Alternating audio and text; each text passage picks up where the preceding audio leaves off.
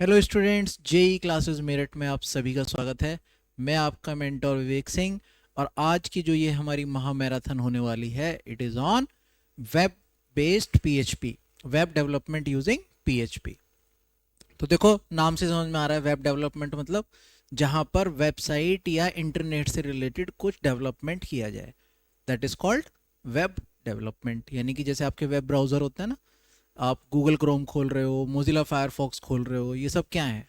ये सब web browsers हैं। इनको किसी ने डेवलप करा होगा, वेबसाइट्स को किसी ने बनाया होगा, तो ये होता है web development using PHP. Using PHP का मतलब, पीएचपी क्या है? एक भाषा है, एक लैंग्वेज है जिसके माध्यम से हम लोग वेब को डेवलप करते हैं, वेब डेवलपमेंट करते हैं। तो इस महामैराथन में मैं कोशिश करूंगा, क्योंकि देखो प्रैक्टिकल बेस्ड है, तो हम लोग प्रैक्टिकल तो इसमें कर नहीं पाएंगे, लेकिन मैं कोशिश करूंगा कि सभी जितना भी आपका थ्योरेटिकल पार्ट है, और यहाँ मैं जितना आपको कोड के माध्यम से या कोडिंग समझा पाऊंगा या कोड दिखा पाऊंगा, मैं कोशिश करूंगा कि आपके हर टॉपिक को क्लियर करा जाए। तो चलो स्टार्ट करते हैं अपनी इस क्लास को। तो वेब डेवलपमेंट यूजिंग पीएचपी, तो सबसे पहला पीएचपी का इंट्रोडक्शन देख लेते हैं कि भाई पीएचपी हमारी है क्या। पीएचपी का मतलब hyper text pre processor language. ये एक भाषा है जिसमें हम लोग किसी भी वेब को डेवलप कर सकते हैं।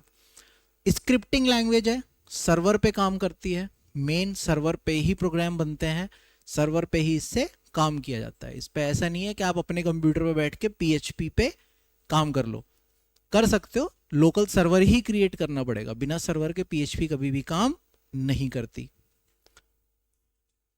कब इंट्रोड्यूस्ड हुई? 1994 में इसको इंट्रोड्यूस करा गया। अगर हम इसकी हिस्ट्री की बात करें तो पहली बार सन 1994 में इसको रिलीज किया गया था। सबसे पहला एक छोटा सा जो वेब पेज क्रिएट करा गया वो सन 1994 में करा गया पीएचपी के माध्यम से। ऐसा नहीं है कि वेब डेवलपमेंट 1994 में हुआ, डेवलपमेंट उससे पहले भी थे, लेकिन लैंग्वेजेस दूसरी चल रही थी। फिर पीएचपी लैंग्वेज आई 1994 में।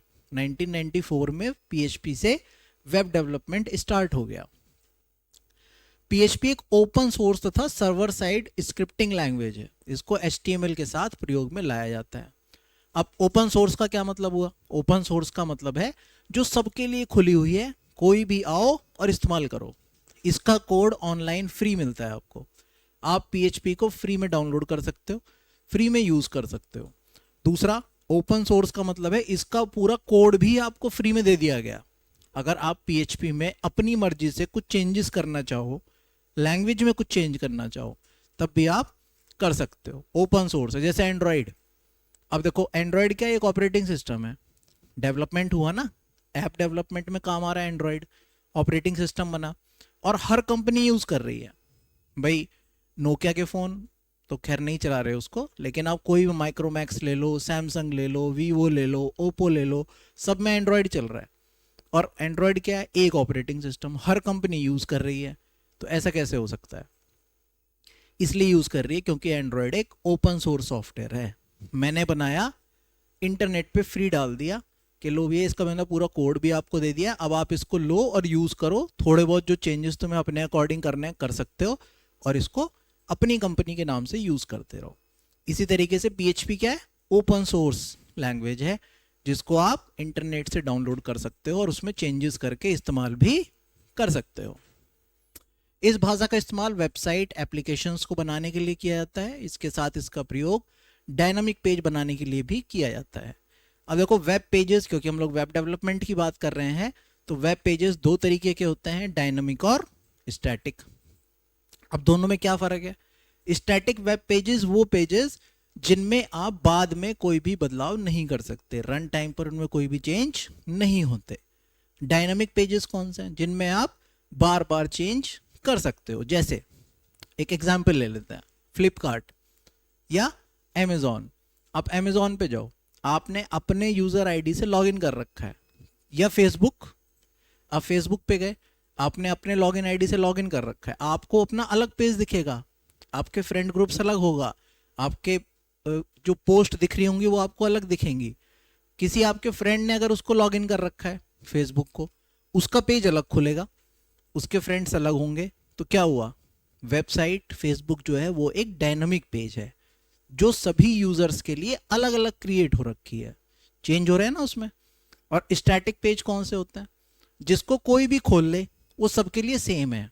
जैसे वेबसाइट, अगर आप अपनी यूपी टेक्निकल वेबसाइट खोलते हो, है ना, पॉलिटेक्निक की वेबसाइट अगर आप खोलें यूपी पॉलिटेक्निक की, तो सब बच्चों के लिए सेम है, उसे कोई भी खोल लो। तो वो पेज कैसा है? वो स्टैटिक पेज है। ठीक, तो डायनेमिक पेजेस को भी पीएचपी में डेवलप किया जा सकता है। अब इसके फायदे, अब भाई अभी बताया कि इससे पहले हमने क्या था, बहुत सारी और दूसरी लैंग्वेजेस भी थी जिसमें हम लोग डेवलपमेंट कर रहे थे। अब अगर पीएचपी आई तो पीएचपी के कुछ फायदे रहे होंगे, भाई कुछ विशेषताएं रही होंगी जिसकी वजह से पीएचपी का इस्तेमाल होना शुरू हुआ। तो वो विशेषताएं कौन सी थी? पीएचपी की स्पीड दूसरी भाषाओं की तुलना में तेज होती है। ये भाषा अपनी मेमोरी का उपयोग करती है जिसके कारण सर्वर में किसी प्रकार का कोई भी लोड नहीं पड़ता। इस भाषा की परफॉर्मेंस बेहतर होती है। इस भाषा का सिंटैक्स काफी सरल है जिसकी वजह से इसे सीखना और समझना आसान होता है। अब बात आती है स्पीड की।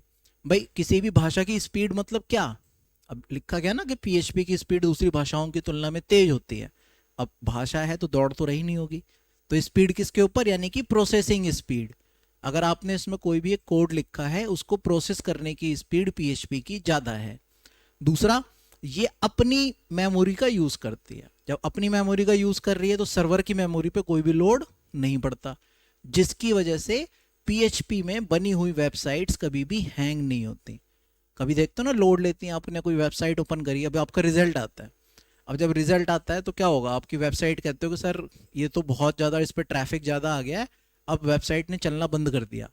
अगर पीएचपी की जो बनी हुई वेबसाइट्स होती हैं वो जल्दी हैंग नहीं होती, क्योंकि ये अपनी मेमोरी का यूज़ कर रही हैं, सर्वर पे कोई लोड पड़ता ही नहीं है। तो ये क्या था? ये इसकी विशेषताएं हैं जिसकी वजह से पीएचपी लैंग्वेज इस्तेमाल होना शुरू हुई। इस भाषा के कोड को HTML टैग में एम्बेड किया जा सकता है। ये भाषा Windows, Mac, Linux, Unix operating system को सपोर्ट करती है। ये भाषा लगभग सभी प्रकार के वेब सर्वर्स को सपोर्ट करती है, जैसे Apache, Netscape, Microsoft IIS। Website को डिजाइन करने के लिए पीएचपी एक सुरक्षित भाषा है जिसमें वायरस के हमलों को रोकने के लिए लेयर का उपयोग किया जाता है। एम्बेड करने का क्या मतलब है? एम्बेड करने का मतलब होता है बेटा, मान लो आपने पीएचपी में हम लोग क्या करते हैं, कोड बनाते हैं, फ्रंट पेज बनता है हमारा, ठीक। अब एम्बेड करने का मतलब है कि HTML या किसी जावा या एजेक्स किसी भी लैंग्वेज के साथ आप अपनी इस भाषा को एम्बेड कर सकते हो, जोड़ सकते हो, उसके साथ कोलैबोरेट करके काम करा जा सकता है। ये पीएचपी की सबसे मेन विशेषता है। बाकी और बहुत सारी लैंग्वेजेस हैं जिनको एम्बेड नहीं किया जा सकता, इसको एम्बेड कर सकते हो। दूसरा, ये विंडोज हो, लाइनेक्स हो या कोई भी दूसरा ऑपरेटिंग सिस्टम हो, ये सबको सपोर्ट करती है। कोई भी सर्वर हो, क्योंकि सर्वर साइड लैंग्वेज है, स्क्रिप्टिंग लैंग्वेज अभी बताया था, सर्वर साइड लैंग्वेजेस सर्वर पे काम करेगी, तो सर्वर बहुत सारे हैं, अपाचे का सर्वर है, माइक्रोसॉफ्ट का सर्वर है और बहुत सारे सर्वर, ये सभी सर्वर्स पे काम करती है। ऐसा नहीं है कि किसी एक मेन स्पेशल सर्वर पे ही काम करेगी। ये भाषा लगभग सभी मुख्य डेटाबेस जैसे MySQL, SQLite, ODBC आदि को सपोर्ट करती है। ये एक ओपन सोर्स लैंग्वेज है। इस भाषा में यूज़र अपनी ज़रूरतों के अनुसार कोड को चेंज कर सकते हैं। इसमें मेन चीज़ है कि जो ये डेटाबेस यूज़ कर रही है वो सभी प्रकार के डेटाबेस यूज़ कर सकती है। आपके सिलेबस में जो डेटाबेस है दैट इज़ MySQL। वो कौन सा है? MySQL। आगे अभी हम लोग जैसे जैसे बढ़ेंगे MySQL भी बताऊंगा MySQL क्या होता है। लेकिन main important, what is the main important thing is, main important thing is कि जो हमारी पीएचपी है, कोई भी डेटाबेस हो, ये सभी डेटाबेस को सपोर्ट करती है। ठीक, ये तो कुछ थोड़ी सी थ्योरी थी। चलो जी, अब अगर किसी चीज का कोई फायदा है, भाई अभी इतने सारे फायदे बता दिए ना पीएचपी के, तो कुछ नुकसान भी तो होंगे। अगर किसी चीज का कुछ फायदा होगा तो उसका कुछ नुकसान भी होगा, कुछ कम या थोड़ा बहुत ज्यादा। तो नुकसान क्या है? इस भाषा में बड़े साइज वाली एप्लीकेशंस को डेवलप करना मुश्किल है। इस भाषा में हाईली मॉड्यूलर नहीं होता, जिसकी वजह से एप्लीकेशन को मैनेज करना बहुत मुश्किल होता है। इस भाषा के द्वारा बनाई गई ऑनलाइन एप्लीकेशंस की परफॉर्मेंस खराब हो सकती है। पीएचपी के द्वारा बनाई गई ऑनलाइन एप्लीकेशंस को मॉडिफाई करना मुश्किल होता है। देखो मेन पीएचपी का क्या काम होता है, ये वेब डेवलप करती है। वेब पेजेस को तो बहुत अच्छा डेवलप करेगी, लेकिन अगर आप चाहो कि मैं कोई ऑनलाइन एप्लीकेशन क्रिएट कर दूं पीएचपी के थ्रू, नहीं कर सकते। आपके फ़ोन में एप्लीकेशंस होती है ना, तो एप्लीकेशंस को डेवलप करना पीएचपी में थोड़ा सा हार्ड है, उनमें चेंजेस करना बहुत मुश्किल है, नहीं करे जा सकते। और इसको बड़ी, अगर आप कोई चाह रहे हो कि भाई मैं बहुत बड़ी एक वेबसाइट बना रहा हूँ, तो वहाँ पर पीएचपी का यूज़ नहीं करा जा सकता। छोटी वेबसाइट्स के लिए पीएचपी बहुत अच्छे से काम कर, एक आध दो पेज बनाने हो, 10 पेज का एक छोटा सा डेवलपमेंट करना हो, कर लोगे। लेकिन जहाँ अगर मुझे पूरी की पूरी एक ईआरपी सिस्टम क्रिएट करना हो, वो करना बहुत ही मुश्किल है पीएचपी में। ये इसके नुकसान है, यहाँ बड़े कोड नहीं लिखे जा सकते। इस भाषा में डीबगिंग नहीं होती। अच्छा, अब ये डीबगिंग क्या है भाई? डीबगिंग का मतलब, ये मैंने एक बार, जब अभी आपने पहले अगर क्लास करी होगी तो आपने वहाँ भी मैंने बताया था डीबग क्या होता है। पहले बहुत बड़े कंप्यूटर हुआ करते थे, अब कंप्यूटर हो गया ख़राब।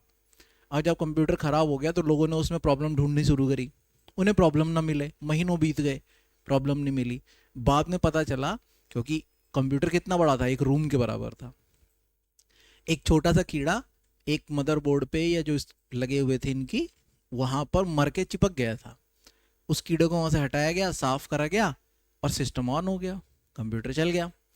तब से अगर कंप्यूटर में कोई भी दिक्कत आती है, या आपकी प्रोग्रामिंग जो आपने कोड लिखा है उसमें कोई दिक्कत आती है, प्रॉब्लम्स को ढूंढने को डीबग कहा जाता है, डीबगिंग कहा जाता है।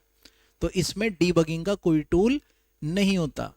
अगर आपके कोड में कोई एरर आ गई या गलत है तो आप उसको डीबग नहीं कर सकते, आप ढूंढ ही नहीं सकते कि उसमें एरर कहाँ पे है। ये इसका नुकसान है।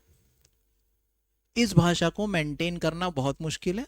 इस भाषा को एक्स्ट्रा कोड लिखने के लिए बिल्ट इन फंक्शन की जरूरत पड़ती है। अब ये बिल्ट इन फंक्शंस कौन से हैं, अभी आगे हम फंक्शन पढ़ेंगे तब बताऊंगा। बिल्ट इन फंक्शंस होते हैं एक तरीके से, ऐसे मान लो जो पहले से बने बनाए फंक्शन हैं, हम कोड ना लिखें, अगर आपको कुछ एक्स्ट्रा इसमें करना है, कोई बड़े कोड लिखने हैं, तो आपको बिल्ट इन फंक्शंस का यूज ही करना पड़ेगा। बिना बिल्ट इन फंक्शन के यूज के आप इसमें कोड नहीं कर सकते, नहीं लिख सकते। ये इसका नुकसान है। ठीक, अच्छा जी, अब बात करते हैं पीएचपी इंस्टॉलेशन की। It is a part of practical. सिर्फ मैं भी यहाँ पे, क्योंकि हम थ्योरेटिकल बात कर रहे हैं, एग्जाम में भी अगर आएगा तो वो आपसे ये नहीं पूछेंगे कि इसको इंस्टॉल कैसे करोगे, क्योंकि वो प्रैक्टिकल का पार्ट हो गया। सिर्फ वहाँ पे आपको ये बताना है कि हम पीएचपी को दो तरीके से इंस्टॉल कर सकते हैं, ऑनलाइन भी कर सकते हैं और ऑफलाइन भी कर सकते हैं। ऑनलाइन करने के लिए आपको कुछ नहीं करना है, सिंपल गूगल पे जाइए, पीएचपी इंस्टॉलेशन डालो, आप ऑनलाइन ऑफलाइन दोनों मोड आपको वहाँ पे मिलते हैं। आप जैसे जैसे वहाँ पे आएगा स्टेप बाय स्टेप आप उसको इंस्टॉल कर सकते हो अपने सिस्टम पर। अब आती है मेन चीज। अब तक था ये सारा क्या, ये एक प्रारूप तैयार करा गया कि पीएचपी क्या है, पीएचपी के फायदे क्या हैं, पीएचपी के नुकसान क्या हैं, पीएचपी का इतिहास क्या था। अब बात करेंगे पीएचपी में काम कैसे करा जाता है, या पीएचपी काम कैसे करती है। तो पीएचपी का सिंटैक्स क्या है, कोड लिखना शुरू करेंगे अब हम कि पीएचपी का मेन सिंटैक्स क्या होता है। देखो, सबसे पहले बात करते हैं कि पीएचपी काम कैसे करती है। पहले मान लो कि आपका नाम राम है, किसी भी फाइल को एक्सेस करने ब्राउजर में एक वेब एड्रेस पे जाओगे। देखो, इसको ऐसे मानो, आप ऊपर गए, आपने वहाँ जाके लिखा www.jec.com, या कोई भी एक वेबसाइट का नाम आप वहाँ पे खोल रहे हो, आप उसको खोलना चाह रहे हो। अब वेब ब्राउज़र क्या करेगा, उसको कहीं से तो पेज को उठा के लाएगा। अब वेब ब्राउज़र जो आपने एक रिक्वेस्ट करी है, उस रिक्वेस्ट को भेज देगा किसके पास, सर्वर के पास, कि भाई साहब राम ने एक रिक्वेस्ट दी है कि jec.com नाम की वेबसाइट वो ओपन करना चाहता है। फिर वो सर्वर क्या करेगा, jec नाम की वेबसाइट जो पेज पीएचपी कोड लिखा गया होगा उस वेबसाइट को वहाँ से उठाएगा और ब्राउज़र को देगा। आपका एंटर दबाते ही आपका ब्राउज़र उस वेब एड्रेस के सर्वर के पास जाएगा और सर्वर से रिक्वेस्ट करेगा कि मुझे राम ने भेजा है और मुझे www.jec.com के लिए कुछ दे दो, जो मैं यूज़र यानी कि राम को दिखा दूँ। फिर सर्वर उस फाइल को ब्राउज़र को दे देगा जो कि पीएचपी में लिखी हुई है। जैसे ही ब्राउज़र पीएचपी फाइल को लेगा, सर्वर से बोलता है भाई ये क्या दे दिया मुझे, ये तो ये भाषा आती ही नहीं है, मुझे केवल HTML और CSS और जावास्क्रिप्ट ही आती है, मुझे कन्वर्ट यानी कि ट्रांसलेट करके दो।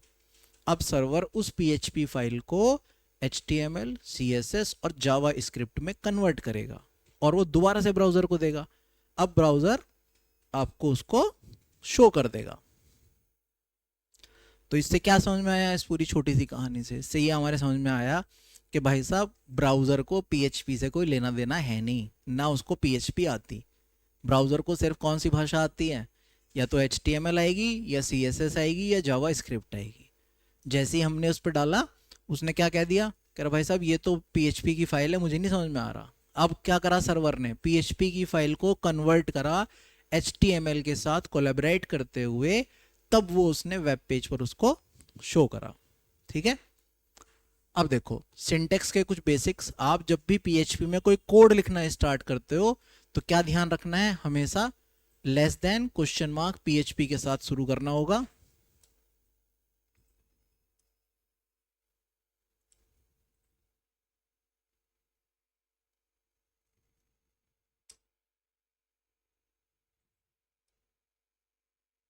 ये देखिए, ये हमेशा less than question mark PHP के साथ शुरू करोगे अपना कोड लिखना, और जब सारी कोडिंग का एंड करोगे then it will end with the question mark and greater than sign.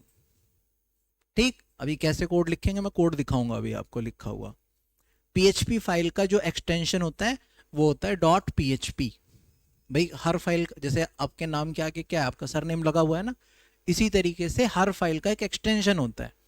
जैसे अगर आप लोग MS वर्ड में काम करो तो MS वर्ड का एक्सटेंशन क्या होगा? .doc DOC या .docx।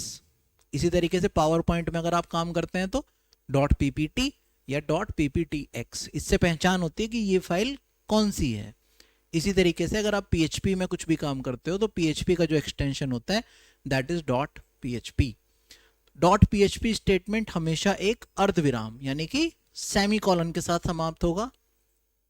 PHP में कीवर्ड, क्लासेस, फंक्शंस और यूजर डिफाइंड फंक्शन कभी भी केस सेंसिटिव नहीं होते। केस सेंसिटिव का मतलब आप उनको चाहे स्मॉल में लिख दो या कैपिटल में लिख दो, इट डजेंट मैटर, है ना। जो उसका कंपाइलर है या सर्वर है वो अपने आप समझ लेगा, तुम स्मॉल में एप्पल लिख दो या कैपिटल में एप्पल लिख दो। तो लेकिन ऐसा नहीं है कि वेरिएबल्स नहीं होते। कौन कौन सी चीज़ें केस सेंसिटिव नहीं होती? कीवर्ड, क्लास, फंक्शन और यूजर डिफाइंड फंक्शन कभी भी केस सेंसिटिव नहीं होते। सभी वेरिएबल हमेशा केस सेंसिटिव होते हैं। अब वेरिएबल क्या होते हैं? चलो पहले कोड देख लो। स्टार्टिंग, क्लोजिंग, उसके बाद बीच में पूरा कोड लिखा गया। ये पूरा का पूरा एक कोड लिख दिया गया, सिंपल। तो ये पूरा कोड कहां लिखा जाएगा? इसके बीच में। अब बात करते हैं वेरिएबल्स की। अब ये वेरिएबल क्या होते हैं? भाई जैसे मैथ्स में वेरिएबल होते हैं आपके। वेरिएबल का मतलब जिनकी वैल्यूज वेरी करती हो। अगर आपको कोई भी चीज स्टोर करके रखनी है तो आपको क्या चाहिएगा? कोई जगह चाहिएगी ना जहां आप उनको स्टोर करके रख सको, है ना। अगर आपको पानी पीना है तो ग्लास चाहिएगा ना जिसमें आप पानी करके पी सको, यूज कर सको। इसी तरीके से यहाँ पे यूज होते हैं वेरिएबल्स। अब अलग अलग चीजों को स्टोर करने के लिए अलग अलग टाइप के वेरिएबल होते हैं। जैसे अब तुम्हें पानी पीना है तो क्या ग्लास में पियोगे। अब अगर तुम्हें खाना खाना है या रोटी रखनी है तो ग्लास में नहीं रख सकते ना, यू नीड अ प्लेट। अब आपको उसको प्लेट में रखना पड़ेगा। इसी तरीके से यहाँ पे वेरिएबल्स होते हैं। जिस टाइप का डेटा आपको स्टोर करना होगा उसी टाइप का वेरिएबल आपको यूज करना पड़ेगा। ठीक है, अब ये डेटा टाइप क्या होते हैं जी? अब डेटा टाइप की बात कर लेते हैं। वेरिएबल एक स्टोरेज एरिया है जहां हम वेरिएबल का प्रोग्राम में प्रयोग चीजों को स्टोर करने या उनको मैनिपुलेट करने के लिए करते हैं। हम वेरिएबल में टेक्स्ट, नंबर, स्ट्रिंग या एरे को स्टोर कर सकते हैं। सरल शब्दों में कहें तो वेरिएबल कंटेनर्स की तरह काम करते हैं। हम वेरिएबल को अपने हिसाब से कुछ भी नाम दे सकते हैं, जैसे कार नेम, एज, कुछ भी।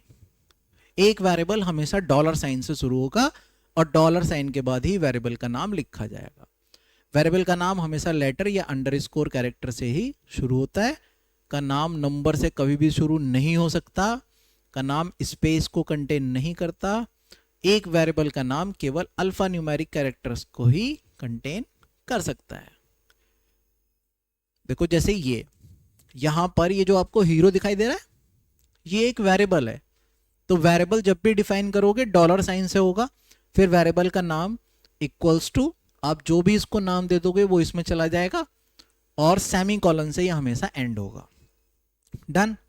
ये जो इक्वल्स टू है it is called assignment operator. क्या कहलाता है ये?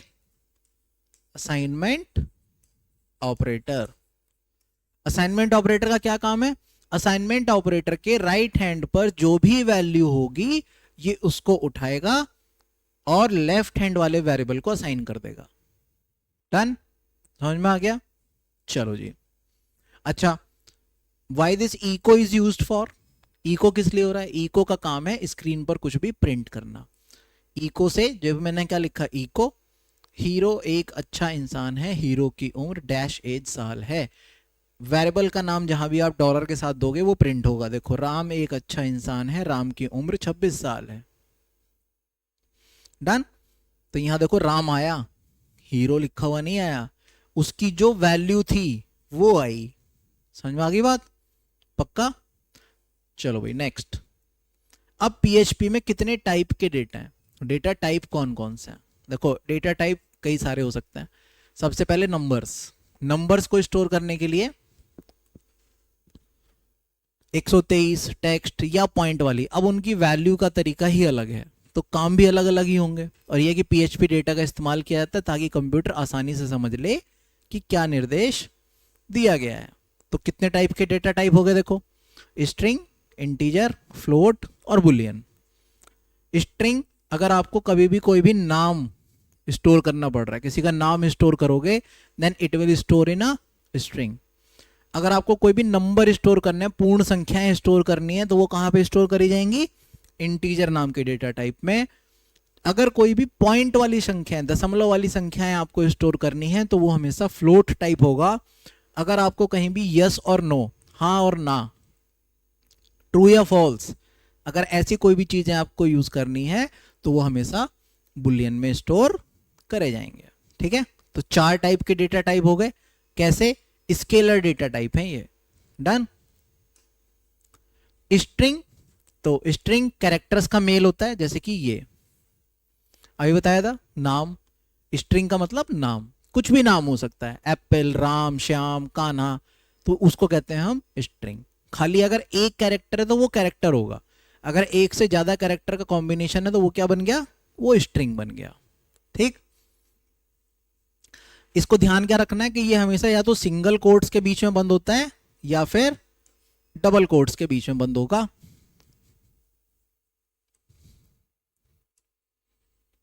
आप APPLE लिख लो सिंगल कोट्स में या डबल कोट्स में। ठीक है, तो स्ट्रिंग हमेशा सिंगल कोट्स या डबल कोट्स में ही लिखी जाती है। Done. Integer, I have already told you, बता चुका मैं। इंटीजर क्या होता है? पूर्ण संख्याएं। जो पूर्ण संख्याएं होती हैं वो सब इंटीजर में रखी जाएंगी। कम से कम 1 डिजिट का होना चाहिए, खाली जगह या कोई भी स्पेशल कैरेक्टर नहीं होने चाहिए, इसमें दशमलव नहीं होने चाहिए, क्योंकि अगर दशमलव हो गए तो वो फ्लोट वैल्यूज बन जाएंगी, पॉजिटिव या नेगेटिव हो सकती हैं। अगर कोई साइन नहीं होगा तो पीएचपी उस इंटीजर को पॉजिटिव मान लेगा। जैसे ये आप पूर्ण संख्या है ना, वो चाहे प्लस की हो वो चाहे माइनस की हो, डजंट मैटर। ठीक है, अगर वैल्यू हो गई पॉइंट की तो वो बन जाएगी फ्लोट। दशमलव वाली जो भी संख्याएं हैं वो सब फ्लोट में रखी जाएंगी। और इसको कैसे डिफाइन करते हैं? देखो, x equals to number equals to, उनको आप प्रिंट करा लो। अच्छा, BR is used for break line. अब मैं प्रैक्टिकल में नहीं घुस रहा, अगर मैं इसमें प्रैक्टिकल में चला जाऊंगा तो बहुत टाइम हमारा हो जाएगा। मैं नहीं बता रहा BR अब, क्योंकि आ गया BR तो मैं बता दूं। BR का मतलब होता है नेक्स्ट लाइन। इसका अगर आउटपुट देखोगे तो इको x का मतलब स्क्रीन पर प्रिंट होगा 15.45, इको BR यानी कि अगली लाइन, इको नंबर, फिर यानी कि नंबर की वैल्यू 25.15, फिर BR यानी कि नेक्स्ट लाइन, और डंप नंबर की वैल्यू का डंप हो जाएगा, खत्म हो जाएगी वो वैल्यू। ठीक है, चलो जी। बुलियन ट्रू या फॉल्स को स्टोर करने का काम करती है। देखो, जैसे ये ट्रू ये फॉल्स। डन।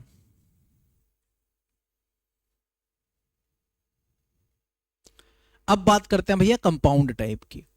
अभी इससे पहले वो कौन से थे हमारे, स्केलर। अब कंपाउंड टाइप, ये भी डेटा टाइप ही हैं। किस टाइप के डेटा, एरे और ऑब्जेक्ट, ये दो होते हैं कंपाउंड डेटा टाइप। अभी जो इससे पहले हमने पढ़े चार, वो कौन से थे आपके,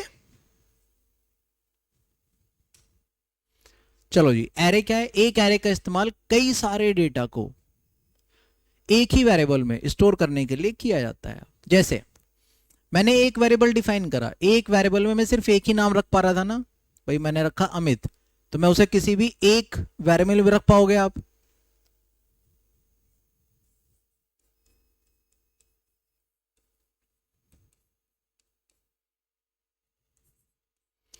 सिर्फ एक ही नाम इसमें स्टोर कर सकते हैं आप, अमित।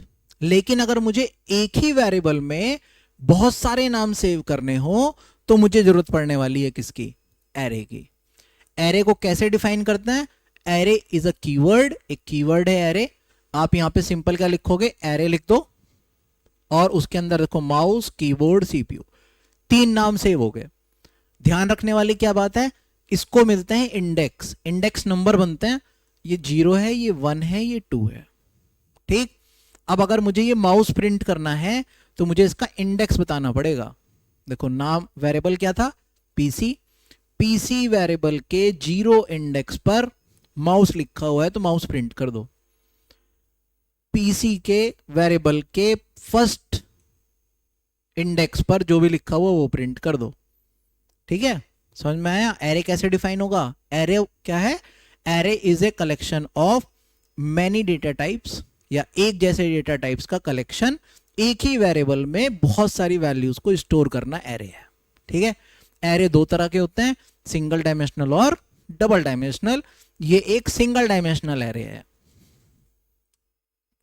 अब बात करते हैं ऑब्जेक्ट की। ऑब्जेक्ट क्या होता है, ऑब्जेक्ट एक यूजर डिफाइंड क्लास का उदाहरण है जो कि वैल्यू और फंक्शन दोनों को स्टोर करता है, जो उस क्लास के लिए स्पेसिफाइड किए गए हैं। उसके लिए हमें ऑब्जेक्ट की एक क्लास डिक्लेयर करनी होगी और एक क्लास को बनाने के लिए क्लास कीवर्ड का उपयोग किया जाता है। देखो जैसे यहां आपके सामने दिखाई पड़ रहा है आपको कोड, क्लास, एक वेरिएबल पीसी, एक फंक्शन बनाया गया।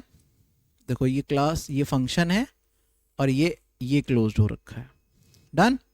तो ऑब्जेक्ट क्या है, ऑब्जेक्ट भी एक प्रकार का डेटा टाइप है, लेकिन इसमें क्या हो रहा है, इसमें कई सारे डेटा, अलग अलग टाइप के डेटा स्टोर हो सकते हैं। देखो इसमें स्ट्रिंग भी आ रही है, इसमें मैं चाहूंगा इंटीजर भी स्टोर कर लूंगा, इसमें मैं चाहूंगा फ्लोट वैल्यू भी स्टोर कर लूंगा। तो यहाँ पे ऑब्जेक्ट क्रिएट होते हैं और उसी ऑब्जेक्ट के थ्रू हम लोग अलग अलग डेटा टाइप एक ही वेरिएबल में रख सकते हैं, ठीक। Special type, there are 2 special PHP data type. कौन कौन से, पहला नल, नल एक स्पेशल डेटा टाइप है जिसका केवल एक ही वैल्यू होती है, जिसका मतलब है कि इसी की कोई भी वैल्यू नहीं होती। अब बात करते हैं इफ स्टेटमेंट की। इफ और एल्स, ये क्या है, ये कंडीशनल स्टेटमेंट है, जहां हमें कंडीशन चेक करनी हो कि अगर ऐसा है तो ये काम हो जाए, नहीं तो ये काम हो जाए। तो जहां भी आपको ऐसी वैल्यूज यूज करनी होंगी वहां पे हम लोग यूज करते हैं हमेशा इफ स्टेटमेंट का। देखो जैसे एक वैल्यू ली 5, एक वैल्यू ली 6, कंडीशन चेक करी, यदि ये कंडीशन ट्रू है तो ये काम हो जाए, नहीं तो कुछ हो ही ना। क्या चेक करा, क्या 5 छोटा है 6 से, कंडीशन ट्रू, ट्रू होते ही अंदर आओ और ए की वैल्यू प्रिंट कर दो, ठीक। तो इफ कैसे काम करता है, यदि ये कंडीशन ट्रू है तो इसके अंदर आइए, जो भी आपने यहां पे स्टेटमेंट दी है वो एग्जीक्यूट करो, नहीं तो छोड़ दो, ठीक। इफ का मतलब होता है यदि, यदि से ध्यान रखना है, यदि ऐसा है। अब कंडीशन चेक करने के लिए आपको क्या चाहिएगा भाई, कंडीशन चेक करने के लिए आपको चाहिए होते हैं कंडीशनल स्टेटमेंट्स। कौन कंडीशनल ऑपरेटर्स कौन से होते हैं वो मैं बताऊंगा, रिलेशनल ऑपरेटर्स भी कहते हैं उन्हें, कौन से अभी आगे देखते हैं। तो इफ समझ में आ गया। इफ के साथ ही जो दूसरा चलता है वो होता है एल्स, इफ एल्स। यदि, देखो यदि ये कंडीशन ट्रू है तो ये काम हो जाए, अगर ये कंडीशन फॉल्स है तो ये काम हो जाए, अगर ऐसा है तो ये, नहीं तो ये, तो जहां भी नहीं तो आ जाए वहां इस्तेमाल करा जाता है एल्स का। डन।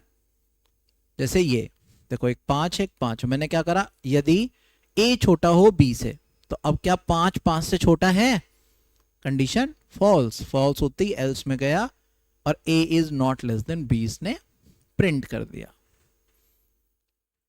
समझ में आ गया, इफ एल्स। अब एल्स इफ स्टेटमेंट, अगर एक से ज्यादा कंडीशंस चेक करनी हो, अभी क्या था, अगर ऐसा है तो ये हो जाए, नहीं तो ये हो जाए। ऐसा भी तो हो सकता है कि आपको भेजा गया कि बेटा अगर ऐसा है तो ये कर लेना, नहीं तो ये दूसरा ऑप्शन है। आप एक शर्ट खरीदने गए, एक दुकानदार ने आपको एक शर्ट दिखाई, उसने कहा कि सर देख लो यही शर्ट है मेरे पास, तो ये लेते हो ठीक है, नहीं तो कोई बात नहीं। तो वो था इफ एल्स, अगर ये है तो ठीक, नहीं तो ये। अब तुम्हारे पास चॉइस मिल गई कि यार अच्छा एक काम करो, आप मुझे पहले ब्लैक शर्ट दिखाओ। उसने ब्लैक दिखाई, उसने कहा सर ब्लैक तो है नहीं। अच्छा चलो अगर ब्लैक नहीं है तो रेड दिखा दो। उसने कहा सर रेड भी नहीं है। अच्छा रेड भी नहीं है तो यार ब्लू दिखा दो। कहे सर ब्लू भी नहीं है। अब ब्लू भी नहीं है तो यार चलो जो तुम्हारे पास है वो दिखा दो। तो क्या वो चॉइस मिली ना, जहां पर एक से ज्यादा चॉइस आपके पास आ जाए वहां पर इस्तेमाल करा जाता है एल्स इफ का। यदि ऐसा है तो ये हो जाए, नहीं तो फिर दोबारा कंडीशन चेक करें, अगर ट्रू है तो ये हो जाए, अगर ये भी नहीं है तो यार जो भी तुम्हारे पास है वही दिखा दो। एल्स, एल्स में कोई भी कंडीशन नहीं होती, एल्स ओपन है। एक चीज का ध्यान रखना है, ये जो एल्स इफ हैं कभी भी इफ के बिना नहीं चल सकते, अलग से नहीं चलेंगे ये। इफ अकेला चल सकता है, इफ को इन सब की जरूरत नहीं है चलने के लिए, ठीक, लेकिन एल्स इफ और एल्स कभी भी बिना इफ के नहीं चल सकते। डन। चलें आगे। मैं थोड़ा सा फास्ट इसलिए चल रहा हूं क्योंकि मुझे यहां पे सिर्फ आपके कॉन्सेप्ट्स क्लियर करने हैं, टॉपिक कवर कर रहा हूं मैं आपके सारे, है ना। अगर कॉन्सेप्ट क्लियर हो जाएगा, थ्योरी तो तुम इसकी अपने आप लिख दोगे बना के। चलें आगे। सिंपल एक प्रोग्राम बनाया, देखो मैंने, क्या 5 5 से छोटा है, नहीं है, तो क्या 5 5 से बड़ा है, नहीं है, तो a is equal to B. भाई ए की कंडीशन बन सकती थी ना, अगर ये होता 15, तो क्या 15 5 से छोटा है, नहीं, क्या 15 5 से बड़ा है, हाँ, तो क्या प्रिंट कर दिया, a is greater than b। समझ में आया, जहां एक से ज्यादा चॉइस आ रही हो एल्स इफ का यूज करेंगे हम। डन। अगर ये 15 ये 25 होता तो क्या होता, क्या 15 छोटा है 25 से, हाँ जी, कंडीशन ट्रू, अंदर आ जाओ, a is less than b। ठीक, चलें आगे, समझ में आ गया। Now switch case statements. अब भाई साहब स्विच केस स्टेटमेंट क्या होता है, इफ एल्स में क्या था, इफ एल्स में मिल रही थी चॉइस कि अगर ऐसा है तो ये कर लो, नहीं तो ये, नहीं तो ये, नहीं तो ये। स्विच केस में ऐसा नहीं है। स्विच केस का मतलब है एक बोर्ड लगा हुआ है बिजली का आपके पास, आपको फैन चलाना है फैन ऑन कर लो, लाइट जलानी है लाइट ऑन कर लो। जो का menu driven programs, menu driven का मतलब होता है कि जहां आप बताओगे कि मुझे ये काम करना है, जैसे आपने कहा भाई मुझे फैन चलाना है तो फैन वाला स्विच ऑन करो, आपको लाइट जलानी है लाइट वाला स्विच ऑन करो। अब आप कह रहे हो जी नहीं भाई यहाँ तो एसी चला दो, अब एसी का बटन तो मेरे पास है ही नहीं, तो मना कर दूंगा कि भाई साहब एसी का बटन मेरे पास है नहीं। तो यहाँ पे चॉइस नहीं है, ये मेन्यू ड्रिवन प्रोग्राम्स हैं। जहां भी मेन्यू ड्रिवन प्रोग्राम्स बने वहां पे क्या इस्तेमाल करा जाता है, वहां पे इस्तेमाल करते हैं हम स्विच केस का। स्विच केस कैसे काम करेगा, सिंटेक्स देख लो स्विच केस का। स्विच, यहाँ पे एक्सप्रेशन, केस 1 ब्रेक, केस 2 जो भी काम करवाना break, case and so on, जितने भी चाहो आप बना लो, और लास्ट में लिखा जाता है डिफॉल्ट। ठीक, बटन नंबर अगर किसी ने 1 दबाया तो ये काम हो जाए, और लूप ब्रेक, ब्रेक का मतलब तोड़ दो, बाहर आ जाओ, सीधे बाहर। किसी ने 2 दबाया तो ये काम हो जाए और ब्रेक, किसी ने ये दबाया ये काम हो जाए और खत्म। डन। जैसे ये हमने यूजर से पूछा कि बताओ भाई आप क्या प्रिंट करना चाह रहे हो, अब पहला दिन, दूसरा दिन, तीसरा दिन, हम यूजर से पूछ रहे हैं, मेन्यू ड्रिवन प्रोग्राम है।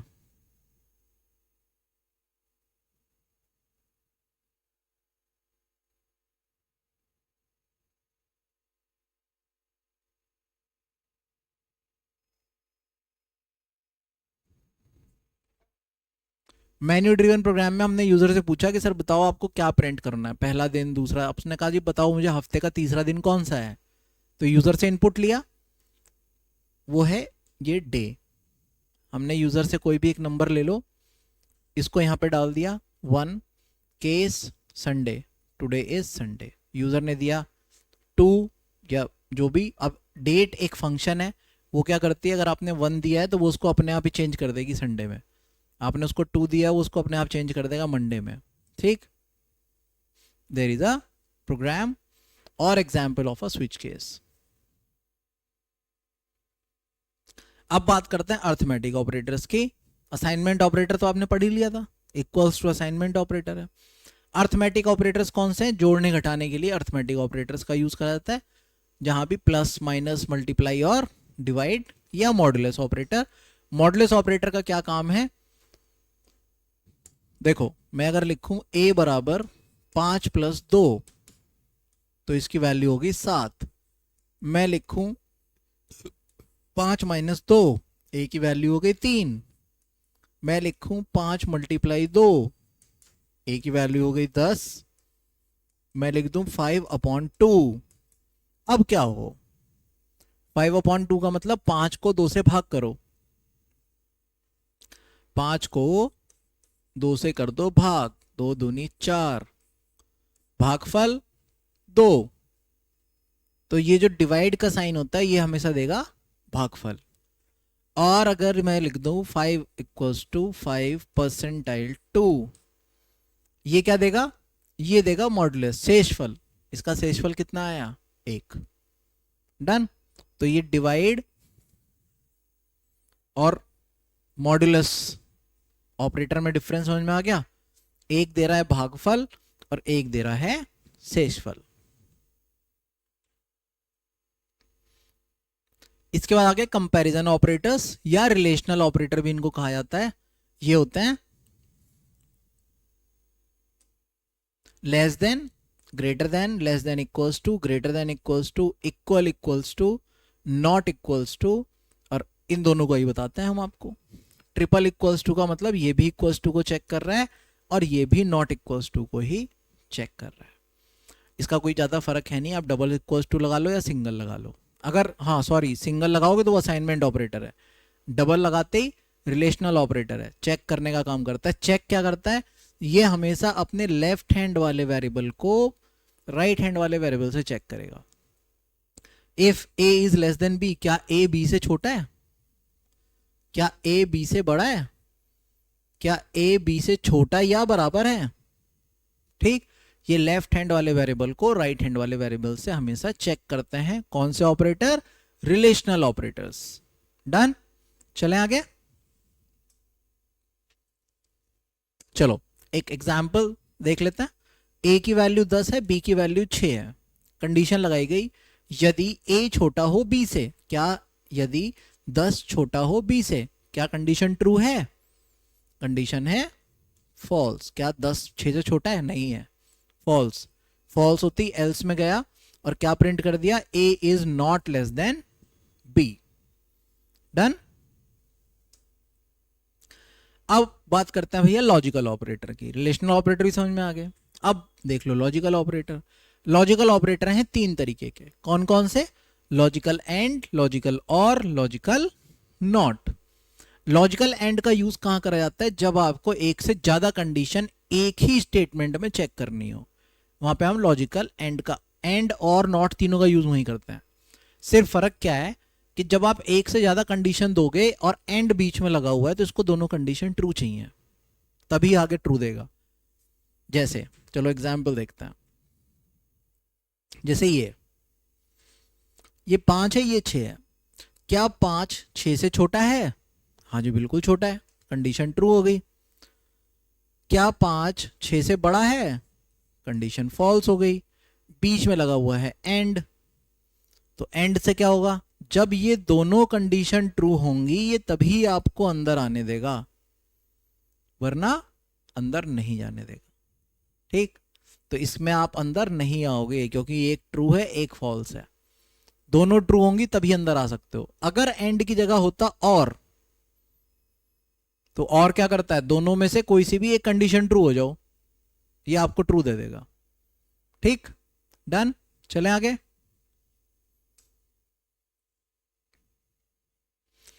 अच्छा जी, अब ये देखो, ये लॉजिकल ऑपरेटर है, ये सबसे नालायक नालायक बालक। इसका क्या काम, तुम इसे कहोगे कि भैया तू रोटी खा ले, ये कहेगा नहीं पराठे खाऊंगा। तुम इसे कहो पराठे खा ले, कहेगा नहीं रोटी खाऊंगा। ये हमेशा उल्टा चलता है। आप इसको कहो ट्रू, ये उसका फॉल्स कर देगा। आप इसे कहो फॉल्स, ये उसका ट्रू कर देगा।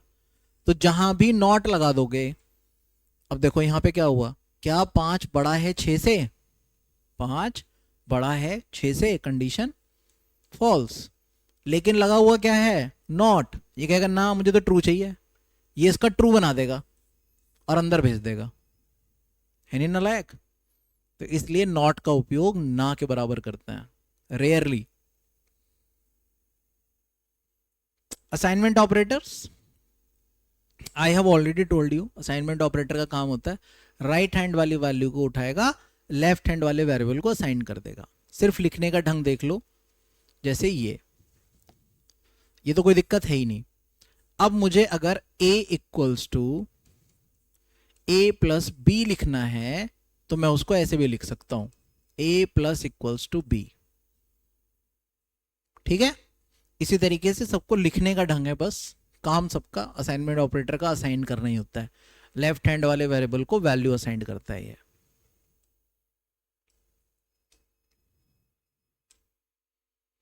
नाउ इंक्रीमेंट और decrement operator. Increment decrement operator भी दो तरीके के हैं, प्री इंक्रीमेंट और पोस्ट इंक्रीमेंट। प्री का मतलब पहले, पोस्ट का मतलब बाद में। पहले इस्तेमाल करो फिर विश्वास करो, आता ना। ऐड किसका ऐड है, घड़ी का आता ना कि पहले इस्तेमाल करें फिर विश्वास करें, तो दैट इज प्री, पहले। पोस्ट का मतलब बाद में। जैसे आपके पास दो तरीके के सिम है, एक प्रीपेड सिम, एक पोस्ट पेड सिम। प्रीपेड में क्या होगा, प्रीपेड में आपको पहले रिचार्ज कराना होगा, तब आप उसका यूज कर पाएंगे। पोस्ट पेड में क्या होगा, आप पहले यूज कर लोगे, उसके बाद उसमें रिचार्ज कराओगे, बिल दोगे। ये तो होता है।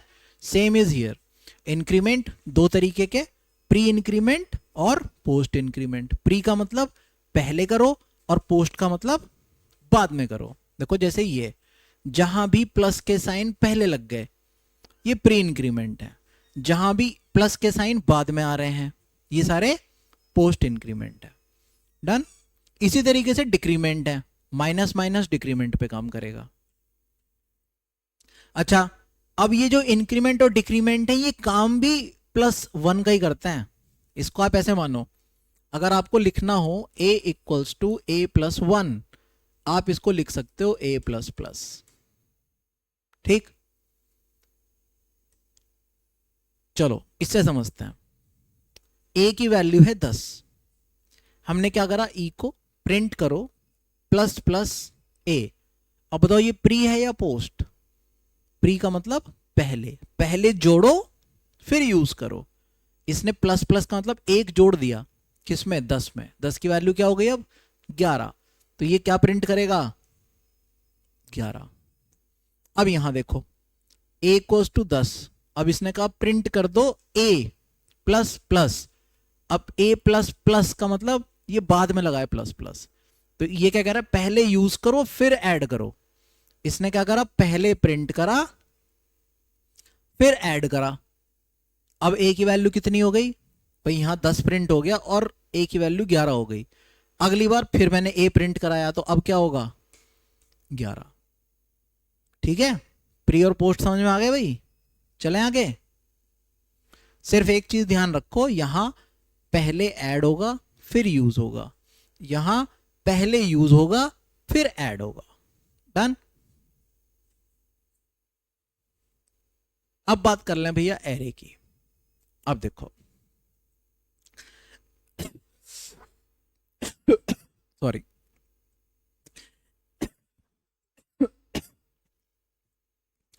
एरे आपको पहले बताया था अभी, जब हमें एक ही वेरिएबल में बहुत सारी वैल्यूज स्टोर करनी हो तो हम लोग एरे का यूज करते हैं। देखो जैसे यहाँ पे एक एरे लिखा, राज प्रकाश नारायण, सारी की सारी स्ट्रिंग है, स्टूडेंट में चली गई। सारे के सारे इंटीजर हैं, मार्क्स में चले गए। सारे के सारे स्टड 0, स्टड 1, स्टड 2, ये क्या हो रहे हैं, ये ई को यानी कि प्रिंट होने का काम है, प्रिंट करना है। किसको प्रिंट कर रहे हैं, इंडेक्स को प्रिंट कर रहे हैं। ये कौन सा इंडेक्स था, 0, स्टड के 0 को राज, प्रकाश, नारायण, इसने क्या करा 85, 93, 95, डन। ये तो एरे था, पहले भी मैं आपको बता चुका था, ठीक। अच्छा ये कौन सा एरे है, एरे भी दो तरीके के हैं, तो ये है इंडेक्स्ड एरे।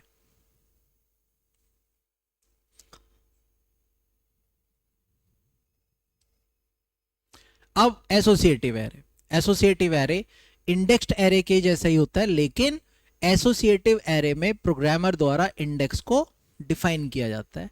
इंडेक्स को डिफाइन करने के लिए इस साइन के साथ वैल्यू का उपयोग कर सकते हैं। अब प्रोग्रामर के द्वारा इंडेक्स डिफाइन करा जाता है का क्या मतलब, इसका मतलब ये है बच्चे, अभी बाय डिफॉल्ट इंडेक्स क्या मिल रहा था, 0, 1, 2, 3, बाय डिफॉल्ट तो ये आ रहे थे ना, 0 से स्टार्ट हो रहा था, आगे को जा रहा था। इसमें क्या हो रहा है, इसमें यूजर अपनी मर्जी से डिफाइन करेगा इस एरो के साथ। कैसे, देखो ऐसे, एक वेरिएबल लिया, एक एरे, 0 पर वैल्यू 1 डाल दी, 1 पर वैल्यू 2 डाल दी। अब ये जो की वैल्यूज है ना, ये इंडेक्स है, इसे आप अपनी मर्जी से डिफाइन कर सकते हो, जो देना चाहो वो दे दो, ठीक है। ये नंबर्स के लिए, ये स्ट्रिंग्स के लिए, ये न्यूमेरिक कीज और स्ट्रिंग के लिए, दोनों के लिए काम करता है।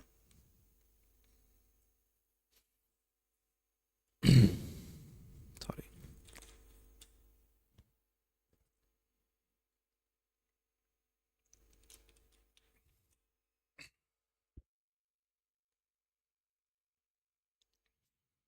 चलो अब देखो, समझो दोबारा से।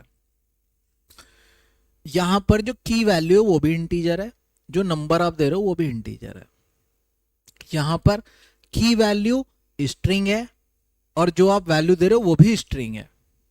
यहां पर की वैल्यू इंटीजर है और ये स्ट्रिंग है, ये स्ट्रिंग है, ये नंबर है। तो यानी ऐसा नहीं है, आप जैसा भी, जो भी आप कीवर्ड देना चाह रहे हो, जो भी इंडेक्स देना चाह रहे हो, वो चाहे इंटीजर हो, वो चाहे स्ट्रिंग हो, आप दे सकते हो। उन पे आप चाहे string they low, numbers they लो, वो भी आपकी मर्जी है, ठीक है। समझ में आ गई बात। जैसे ये है, एक एरे बनाया, राज के 54 नंबर, यानी इससे क्या समझ में आया, जो इंडेक्स है वो क्या है, राज, नंबर कितने, 54। अब देखो मैंने यहाँ क्या लिखा, इको राज गॉट डॉट परसेंटेज, वेरिएबल का नाम, उसके बाद हम इसके अंदर क्या दे रहे थे, इंडेक्स देते थे। अब यहाँ इंडेक्स की जगह मैंने क्या दिया है, राज, तो क्या प्रिंट करेगा ये, 54। समझ में आ गई बात, पक्का। देखो अब ये सारे आपके सामने एक एक करके एग्जाम्पल्स हैं। अब बात करते हैं मल्टी डायमेंशनल एरे की। सिंगल डायमेंशनल एरे समझ में आ गया, जहां पे सिंपल एक रो है, नंबर 0, 1, 2, 3, 4 एक तरफ से चलते जा रहे हैं, this is called single dimensional. Double dimensional या मल्टी डायमेंशनल एरेज, एरे के अंदर एरे ऐसे करके डिफाइन करे जाएंगे, बाकी सारा काम सेम है। जैसे ये, अब इनको पोजीशन कैसे मिलती है, 0, 0 पहली रो, 0 रो 0 कॉलम, 0 रो पहली कॉलम, 0 रो। अब देखो ये जो है ना, ये 0, ये 1, ये 2, ये 0, ये 1, ये 2, ये 3, ये ऐसे चलते हैं। अब 0 रो की 0 कॉलम, 0 रो की पहली कॉलम, 0 रो का दूसरा कॉलम, 0 रो की थर्ड कॉलम, ये ऐसे चलेंगे, ठीक है भाई। समझ में आ गई बात, चले आगे।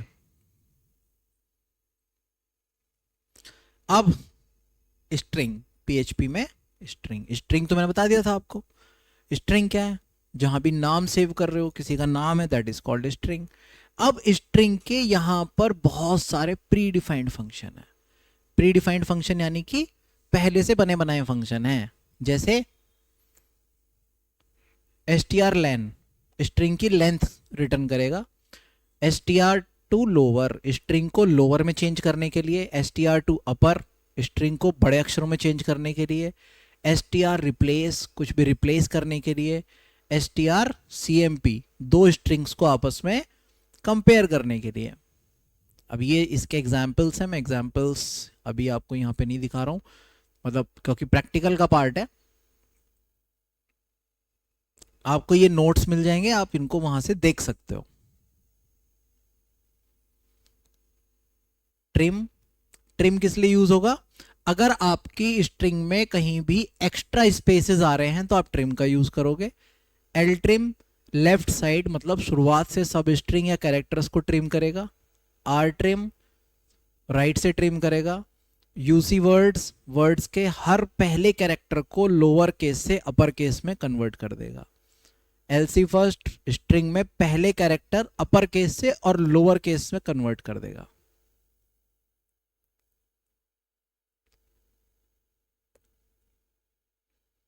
देखो ये सारे स्ट्रिंग के फंक्शंस हैं, प्री डिफाइंड फंक्शन, पहले से बने बनाए फंक्शन, किसके? स्ट्रिंग के। अब बात करते हैं पीएचपी फंक्शंस की। अब ये पीएचपी फंक्शंस क्या हैं? फंक्शंस यानी कि अब देखो, जैसे एक ही प्रोग्राम का इस्तेमाल जब मुझे बार बार करना होगा, एक ही प्रोग्राम का यूज बार बार करना होता है, वहां पे मैं इस्तेमाल करता हूं किसका? फंक्शन का। ठीक, फंक्शन भी दो तरीके के हैं, प्री डिफाइंड और या user defined. Pre defined function कौन से? जो पहले से बने हुए, जैसे अभी हमने स्ट्रिंग के देखे कि अगर मुझे स्ट्रिंग की लेंथ पता करनी हो कि इस स्ट्रिंग में टोटल कितने नाम हैं, कितने अक्षर हैं, तो मैं str_len लिखूंगा, स्ट्रिंग का नाम दे दूंगा, लेंथ पता चल जाएगी। ये क्या? प्री डिफाइंड है, पहले से बना बनाया है, मुझे सिर्फ इस्तेमाल करना था। ठीक, तो जहां भी लेंथ पता करनी होगी मैं हर जगह str_len लगाऊंगा, लेंथ पता करता जाऊंगा। तो फंक्शंस का जहां हमें एक ही प्रोग्राम का इस्तेमाल बार बार करना हो वहां हम लोग फंक्शंस का यूज करते हैं। ठीक है, अच्छा कैसे बनाओगे? ऐसे बनाएंगे। सबसे पहले फंक्शन का नाम केस सेंसिटिव नहीं होता, जैसे कि माई लॉन्ग फंक्शन या माई लॉन्ग फंक्शन दोनों एक ही हैं, तो ये केस सेंसिटिव नहीं है। सबसे पहले क्या लिखोगे? Function my function name double quotes, और इसके अंदर आप जो भी लिखना चाहो वो लिख सकते हो, जैसे ये। यहां पर फंक्शन एक कीवर्ड है, कीवर्ड लिखा गया फंक्शन, उसके बाद फंक्शन का नाम राइट मैसेज, इसके अंदर हमने लिख दिया हेलो वर्ल्ड। अब मुझे जहां भी हेलो वर्ल्ड प्रिंट करना होगा मैं इको नहीं लिखूंगा, मैं सिर्फ राइट मैसेज नाम का फंक्शन कॉल करूंगा और ये फंक्शन अपने आप ही हेलो वर्ल्ड प्रिंट करेगा। जहां भी मुझे हेलो वर्ल्ड प्रिंट करना होगा मैं राइट मैसेज कर दूंगा। कॉल करना और डिफाइन करना, फंक्शन के दो वो हैं, एक डिफाइन करोगे, कॉल करोगे। ये डिफाइन करना है, कैसे पता करोगे कि यहां पे डिफाइन हो रहा है और यहां पे कॉल हो रहा है? इसकी क्या पहचान? इसकी ये पहचान, यहां पर ब्रैकेट स्टार्ट और क्लोज हो रहा होगा, सेमीकोलन नहीं लगा होगा, यहां पर सेमीकोलन लगा होगा। जहां भी सेमीकोलन लगा हो इसका मतलब यहां पे फंक्शन हो रहा है कॉल, जहां सेमीकोलन ना लगा हो इसका मतलब यहां पे फंक्शन हो रहा है डिफाइन। डन, चलें आगे। अच्छा जी, अब बात करते हैं आर्ग्यूमेंट्स की। ये आर्ग्यूमेंट्स क्या होते हैं? अभी जैसे मैंने राइट करा एक फंक्शन को, सिंपल कुछ भी प्रिंट करने के लिए फंक्शन मैंने कॉल करा था, तो क्या मैंने उसमें कोई वैल्यू पास करी थी? नहीं करी थी।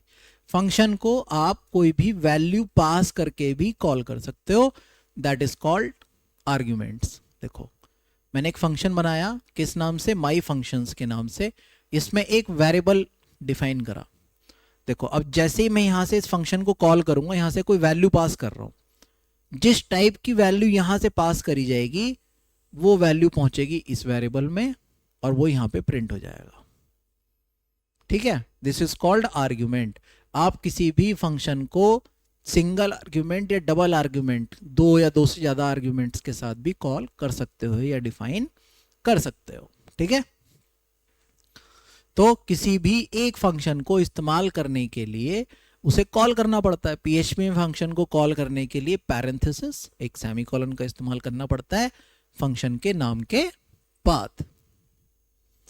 एक फंक्शन को कई बार कॉल किया जा सकता है, हम उसी कोड को दोबारा टाइप किए बिना ही कई बार इस्तेमाल या रीयूज कर सकते हैं, इससे हमें समय की बचत होती है। देखो जैसे एक फंक्शन क्रिएट करा, माई फंक्शन, यहाँ पे एक वेरिएबल हमने दे रखा है पोजीशन, मैं यहाँ से भेजा फर्स्ट, तो यहाँ इसने क्या प्रिंट कर दिया, फर्स्ट रैंक इन क्लास। मैंने यहाँ से भेजा सेकंड, इसने फिर प्रिंट कर दिया सेकंड रैंक इन क्लास। मैंने यहाँ से भेजा थर्ड, तो इसने प्रिंट कर दिया थर्ड रैंक इन क्लास। तो कोड क्या है, कोड सिंगल है, मैं सिर्फ उसको बार बार इस्तेमाल कर रहा हूँ। जितनी बार भी फंक्शन कॉल करो वैल्यू चेंज करके भेज दो, वैल्यू चेंज होके आ जाएगी। ठीक है, फंक्शन का काम समझ में आ गया, डन। फंक्शन ये बताया था, एक पैरामीटर के साथ भी कर सकते हो, दो के साथ भी कर सकते हो, तीन के साथ भी कर सकते हो, आपकी मर्जी, चार भी कर सकते हो, वो आपके प्रोग्राम के ऊपर डिपेंड करे। मैं थोड़ा सा फास्ट पढ़ा रहा हूँ, ठीक है, तो फास्ट पढ़ाने का, क्योंकि भाई मैराथन है, तो मैं अब यहाँ पे बहुत ज़्यादा डीप में नहीं घुस रहा, मैं आपके सिर्फ टॉपिक्स को टच करता हुआ जा रहा हूँ और उनको क्लियर कर रहा हूँ। ठीक, फर्निशिंग दे रहा हूँ, आपको ये समझ में आ जाए कि फंक्शन क्या है। अगर इसके ज़्यादा डीप में चले गए तो मुझे सिर्फ एक क्लास तो आपको फंक्शन और ये समझाने में लग जाएगी। ठीक, अगर आप इसकी डिटेल्ड क्लास को पढ़ना चाहते हो बेटा, तो फिर आप अंदर जाओ, मैंने वहाँ पे चैप्टर वाइज अलग अलग वो दे रखे हैं। मैराथन का मतलब है कि मैं आपको सारे टॉपिक्स कवर करता हुआ चला जाऊँ और कॉन्सेप्ट क्लियर कर दूँ। ठीक है, तो देखो 5 7 4 तीन वेरिएबल भेज दिए, 5 किस में गया, x में, 7 किस में गया, y में, 4 किस में गया, z में। अब आप इनका इस्तेमाल यहाँ कैसे भी कर लो, 7 + 5 + 4 उसको प्रिंट कर दिया गया। ठीक है, तो ये क्या था, फंक्शन विथ 3 पैरामीटर्स। ये 4 पैरामीटर्स भी हो सकता है, ये 5 पैरामीटर्स भी हो सकता है, अकॉर्डिंग टू योर प्रोग्राम, या जो भी आपकी प्रोग्राम की नीड है। तो प्री डिफाइंड और यूजर डिफाइंड मैंने अभी बता दिया आपको। प्री डिफाइंड फंक्शंस वो फंक्शंस जो पहले से बने बनाए हैं, हमें सिर्फ उनका यूज करना है। यूजर डिफाइंड जो फंक्शन या प्रोग्रामर अपनी मर्जी से बनाता है, अपने द्वारा लिखे गए होते हैं, वो होते हैं यूजर डिफाइंड फंक्शंस। अब बात करते हैं डेट और टाइम। डेट और टाइम में क्या बेटा, सब ज्यादातर फंक्शन प्री डिफाइंड है, बने बनाए फंक्शन है डेट और टाइम के, हमें सिर्फ इस्तेमाल करने हैं। डेट एक फंक्शन है, इसके अंदर क्या है, डेट का फॉर्मेट और डेट की स्टैम्प। डेट और टाइम दो फंक्शनों से डेट और टाइम को आउटपुट में डिस्प्ले किया जाता है। देखो जैसे ये, ठीक, तो इसको ज़्यादा वो नहीं करना, सिंपल ही समझो ये प्री डिफाइंड फंक्शन है, हमें सिर्फ यूज़ करना है। डेट नाम का फंक्शन यूज़ करा, बता दिया क्या डेट, तो यहाँ पे अलग अलग फॉर्मेट दिए गए, करंट डेट इस फॉर्मेट में आ गई, इस फॉर्मेट में आ गया, इस फॉर्मेट में आ गया, इस फॉर्मेट में। तो ये जो इसके अंदर दिए गए ना, ये इसके फॉर्मेट हैं, किस फॉर्मेट में आपको चाहिए, जिस फॉर्मेट में चाहिए वो फॉर्मेट आपको यहाँ पे मिल जाता है। कौन कौन से फॉर्मेट है, ये फॉर्मेट है जी। अगर आप ए लिखोगे तो AM या PM, ए से कैपिटल AM, डी से शुरुआत में 0 के साथ 2 डिजिट के मंथ या डे, कैपिटल डी से 3 लेटर का वीक, जैसे मंडे का MON। ठीक, इसके बाद अगर F लगा दिया तो मंथ का पूरा नाम आएगा।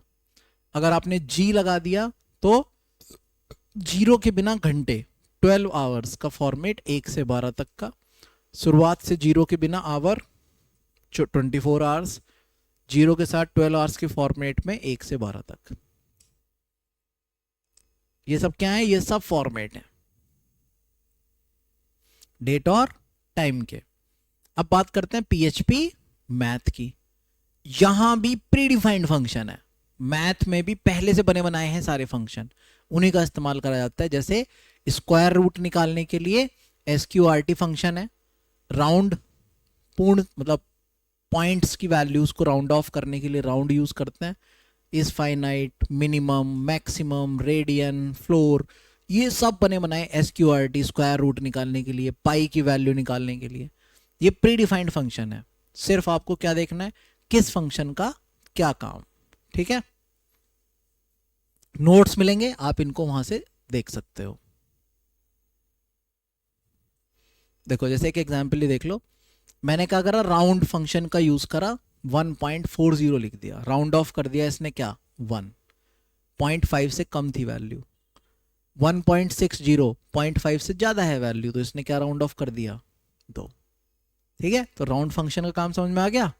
तो ये थे मैथ्स के फंक्शन, ये इनफाइनाइट नंबर के लिए, रेडियन।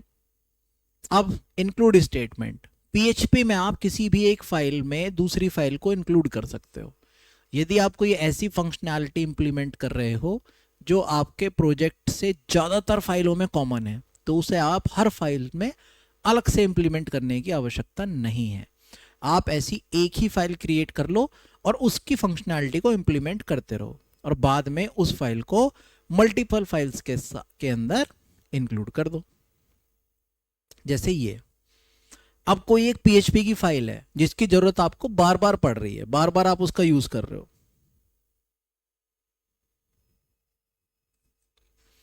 अब अगर एक ही फाइल का इस्तेमाल आपको बार बार करना पड़े तो क्या करेंगे हम? बार बार यूज मत करो, एक बार बना लो और उसको हर बार इंक्लूड कर दो अपनी पूरी फाइल को। तो इंक्लूड क्या है? एक ऐसा कीवर्ड है जिससे आप पहले से अपनी फाइल जो सेव कर रखी है उसको अपने किसी भी प्रोग्राम में इंक्लूड कर सकते हो। ठीक है, जैसे ये देखो, मैंने एक फाइल बनाई php नाम से, name.php, this text is included statement. फिर मैंने एक फाइल बनाई डिस्प्ले जिसमें मैंने लिखा php include name.php। अब मुझे ये कोड पूरा लिखने, अब चलो ये तो एक लाइन थी, ऐसा भी तो हो सकता है यहाँ 50 लाइन होती। भाई प्रोग्राम था एक जहाँ 50 लाइन का एक कोड था, मुझे उसी पूरे प्रोग्राम की जरूरत यहाँ पड़ गई, तो मुझे पूरा कोड लिखने की जरूरत नहीं, सिंपल लिखूंगा इंक्लूड और उस फाइल का नाम या पाथ। अगर आप ऐसे लिखोगे तो ये सारा का सारा कोड उठ के यहाँ पे एज इट इज आ गया। समझे? तो इंक्लूड कीवर्ड क्या कर रहा है? आपकी किसी भी फाइल को किसी भी दूसरी फाइल में इंक्लूड कर देता है, जोड़ देता है, उसका इस्तेमाल कर सकता है वहां पे। ठीक, नाउ पीएचपी रिक्वायर स्टेटमेंट। अब ये रिक्वायर स्टेटमेंट क्या है भाई? पीएचपी रिक्वायर स्टेटमेंट भी इंक्लूड स्टेटमेंट की तरह काम करता है। इस स्टेटमेंट के द्वारा भी आप किसी पीएचपी एचटीएमएल या टेक्स्ट फाइल को किसी दूसरी फाइल में इंक्लूड कर सकते हो। इन दोनों स्टेटमेंट्स का सिंटेक्स भी सेम ही होगा, इसमें फ़र्क सिर्फ इतना होता है कि जब रिक्वायर स्टेटमेंट किसी भी फाइल को इंक्लूड करने में फेल हो जाता है तो एरर जनरेट होती है और स्क्रिप्ट की प्रोसेसिंग रुक जाती है, जबकि इंक्लूड में ऐसा नहीं होता। रिक्वायर में क्या हो रहा है? अगर एरर आई या वो इंक्लूड नहीं हो पाई फाइल तो क्या होगा? स्क्रिप्ट में एरर आएगी और आपकी स्क्रिप्टिंग आगे के लिए रुक जाएगी, आप आगे नहीं बढ़ पाओगे। दोनों का सिंटेक्स सेम, जो इंक्लूड का था वही रिक्वायर का है। यदि आप किसी भी फाइल को इंक्लूड कर रहे हो तो उसके ठीक तरह से इंक्लूड नहीं होने पर आप प्रोसेसिंग को रोकना चाहते हैं, तो इसके लिए आपको रिक्वायर स्टेटमेंट यूज करना चाहिए। यदि आप फाइल इंक्लूड नहीं होने पर भी अपनी एप्लीकेशन की प्रोसेसिंग जारी रखना चाहते हो तो आपको हमेशा इंक्लूड स्टेटमेंट यूज करनी चाहिए। अब बात करते हैं फॉर्म हैंडलिंग की। अब ये फॉर्म हैंडलिंग क्या है भाई? आपने बहुत सारे फॉर्म भरे होंगे, ऑनलाइन फॉर्म्स आते हैं ना, जहाँ पे होता है आपका यूजर नेम भरो भाई, अपनी डेट ऑफ बर्थ भरो जी, अपना कॉन्टैक्ट नंबर डालो जी, अपनी ईमेल आईडी डालो जी। ये क्या है? ये फॉर्म है। अब फॉर्म को मेंटेन करना है ना, उसको क्या करना? वैलिडेट करना। फॉर्म की हैंडलिंग कैसे करी जाती है? गेट एक कीवर्ड है। गेट मेथड वाले फॉर्म से भेजी गई जानकारी सभी को दिखाई देती है। गेट की एक लिमिट है लगभग 2000 कैरेक्टर की। गेट का इस्तेमाल नॉन सेंसिटिव डेटा को ट्रांसमिट करने के लिए किया जाता है। इसे हम बुक मार्क भी कह सकते हैं क्योंकि यूआरएल में सारे वेरिएबल दिखाई देते हैं। पोस्ट मेथड वाले फॉर्म से भेजी गई जानकारी किसी को भी दिखाई नहीं देती। पोस्ट के द्वारा भेजी गई जानकारी की कोई भी लिमिटेशन नहीं होती है। इसे हम बुक मार्क कर सकते हैं क्योंकि यूआरएल में कोई भी वेरिएबल दिखाई नहीं देता। चलो, जैसे ये देखो, फॉर्म मेथड क्या यूज करा? गेट। आप यहां पे पोस्ट भी यूज कर सकते थे। गेट और पोस्ट क्या थे अभी बताया आपको। ठीक, एक्शन क्या करा गया? Get dot PHP, enter value of A, input type number, ID और नाम। फिर enter value of B, input type submit, button okay, value save. अब इसके लिए देखो बेटा पूरे की पूरी आपको बेसिक किस में जाना पड़ेगा, प्रैक्टिकल में घुसना पड़ेगा। मैं बार बार आपको भी बता रहा हूँ, हम प्रैक्टिकल्स में नहीं जा सकते, क्योंकि अगर प्रैक्टिकल में गए तो ये बहुत लंबी क्लास हो जाएगी, है ना। मैं आपको सिर्फ थ्योरी टच कर रहा हूँ, मैं आपको बता रहा हूँ कि फॉर्म्स क्या है, फॉर्म को आप कैसे वैलिडेट कर सकते हो, सिर्फ वो चीज़। देखो जैसे हमने लिखा एंटर द वैल्यू ऑफ ए, क्या हुआ, बॉक्स बन के आ गए, बटन बन के आ गया। तो कौन से कोड से, इस कोड से, get.php नाम का एक कोड था, ए की वैल्यू 0 इज सेट, हमने वैल्यू को सेंड करा। अब निम्न कोड से हम वैल्यू को रिसीव करेंगे। पहले तो हमने क्या करा था, सेंड करा, अब क्या करोगे, रिसीव करोगे। इससे क्या करा, इनपुट कर दिया, जैसे सेव बटन पे क्लिक हो, क्या हो, मेरा डेटा सेव हो जाए।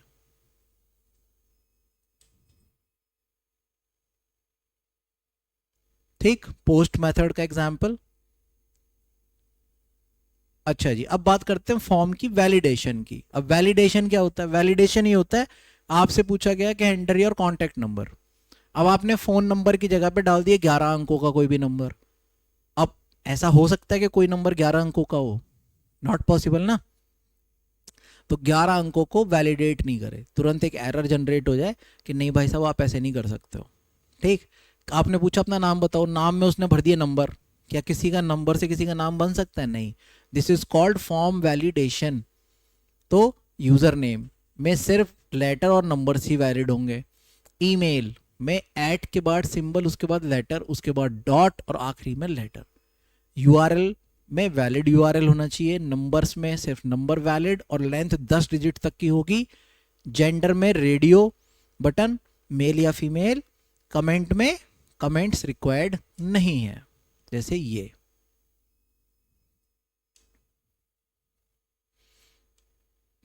ठीक है जी, ये इमेज फाइल्स हैं आपकी सारी। अब बात करते हैं सुपर ग्लोबल्स की। अब ये सुपर ग्लोबल्स क्या है, सुपर ग्लोबल ऐसे वेरिएबल होते हैं जिसे आप पूरे प्रोग्राम में जहां मन करे वहां यूज कर लो।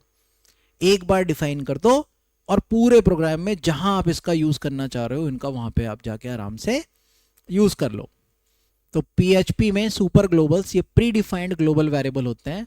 ये PHP प्रोग्राम में कहां पर कहीं भी एक्सेसिबल रहते हैं, आप इनका आराम से यूज कर सकते हो। इनके टाइप कौन कौन से हैं, देखो, globals, server, get, post, request, file, cookies, session और env, ये सब ग्लोबल वेरिएबल्स हैं। इनका इस्तेमाल आप पूरे प्रोग्राम में कहीं भी यूज कर लो। ठीक है, पहला ग्लोबल फंक्शन, ये एक PHP स्क्रिप्ट में कहीं पर भी एक्सेसिबल होते हैं, ये फंक्शन के अंदर कहीं भी एक्सेसिबल होंगे। ग्लोबल्स की जगह ग्लोबल कीवर्ड का भी इस्तेमाल करा जा सकता है। सर्वर्स, फाइल्स, सेशंस, सेशन को स्टार्ट करना, देखो ये सब प्रैक्टिकल के उसमें है आपका, this is all practical type. PHP cookies, cookies क्या होती हैं, कुकीज पुराने यूजर्स को आइडेंटिफाई करने के लिए यूज की जाती हैं। कुकी एक छोटी सी फाइल होती है, जब भी आप किसी वेबसाइट को विजिट करते हो तो वो वेबसाइट आपके पीसी पर कुकीज को स्टोर कर देती है। जब कुछ दिनों बाद आप वापस उसी वेबसाइट के लिए ब्राउजर में रिक्वेस्ट करते हो तो रिक्वेस्ट के साथ उस वेबसाइट की कुकीज भी सेंड की जाती हैं। कुकीज के माध्यम से उस वेबसाइट को पता चलता है कि आप पहले भी वेबसाइट विजिट कर चुके हो। होता है ना, आपने कभी अमेज़ॉन की वेबसाइट कभी ओपन करी, आपने लॉगिन करा, तो क्या हुआ, कुकीज़ क्रिएट हो गई। कुकीज़ क्या होती है, छोटी छोटी फाइल होती हैं जो आपकी लॉगिन डिटेल्स को सेव करके रखती हैं। इससे ये पता चलता है कि आपने पहले भी ये वेबसाइट विजिट कर रखी है। तो कुकीज़ क्या होती हैं, आपकी विजिट जो लॉग्स होते हैं उनको मेंटेन करके रखती हैं। ठीक, इसीलिए बीच बीच में कुकीज़ को क्लियर करते रहना चाहिए, जिससे कि आपकी इंफॉर्मेशन सेव ना रह पाए। दो तरह की होती हैं, एनालिटिकल कुकीज और फंक्शनल कुकीज। एनालिटिकल कुकीज इस तरह की कुकीज के माध्यम से आप किसी भी पुराने विजिटर को रिकॉग्नाइज कर सकते हो और विजिटर्स की संख्या का भी पता लग सकता है। फंक्शनल, इस तरह की कुकीज फंक्शनल टास्क परफॉर्म करने के लिए यूज की जाती हैं, जैसे कि यूजर की पुरानी चॉइसेस, आप इस तरह की कुकीज के द्वारा पता लगा सकते हो। तो क्यों यूज करी जाती हैं कुकीज? यूजर एक्सपीरियंस को इंप्रूव करने के लिए, यूजर को आइडेंटिफाई करने के लिए, नंबर ऑफ विजिटर्स को काउंट करने के लिए और यूजर्स की पुरानी चॉइसेस को याद रखने के लिए। कैसे कर सकते हो? ऐसे कर सकते हो। दो फंक्शंस यूज होते हैं, सेट कुकीज और इज सेट, ये दो फंक्शंस हैं। सेट कुकीज, ये फंक्शन कुकीज क्रिएट करने के लिए यूज किया जाता है। इस फंक्शन के माध्यम से आप चेक कर सकते हो क्योंकि कुकीज पहले से क्रिएट है या नहीं है।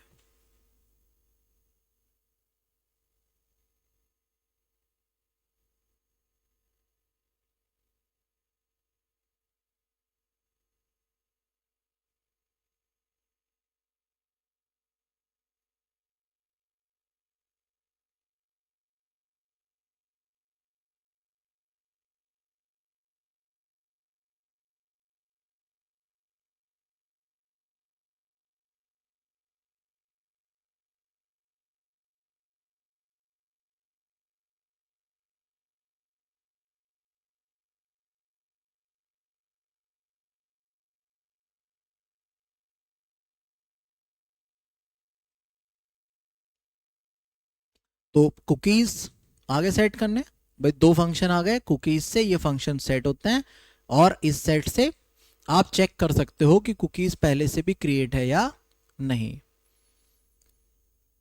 नाउ नेम ऑफ कुकीज, ये कुकी का नाम होता है, एक यूनिक नाम है। इस नाम के द्वारा कुकी की वैल्यू एक्सेस की जा सकती है। वैल्यू, ये वैल्यू होती है जिसे आप स्टोर करना चाहते हो। एक्सपायरिंग टाइम, ये वो टाइम है जब तक के लिए आप कुकीज को स्टोर करना चाहते हो। पाथ, ये उस डायरेक्टरी का पाथ होता है जहां आप कुकी को स्टोर करना चाहते हो। डोमेन नेम, ये डोमेन का नाम होता है। वेबसाइट बड़ी है तो आप उसका नाम यहाँ पे यूज कर सकते हो। सिक्योरिटी, यदि आप इसको 1 पर सेट करोगे तो कुकीज केवल सिक्योर HTTP पे माध्यम से ही भेजी जा सकेंगी। ये कुकीज को एक्सेस करना,